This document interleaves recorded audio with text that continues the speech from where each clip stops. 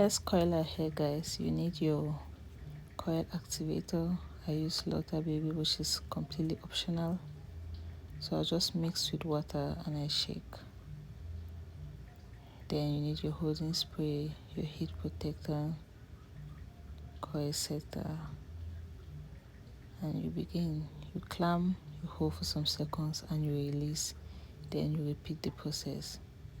And that's basically it, guys.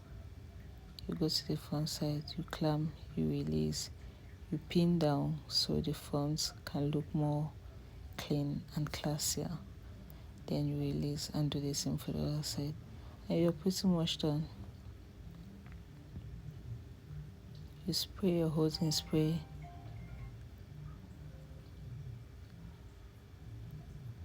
And that's it.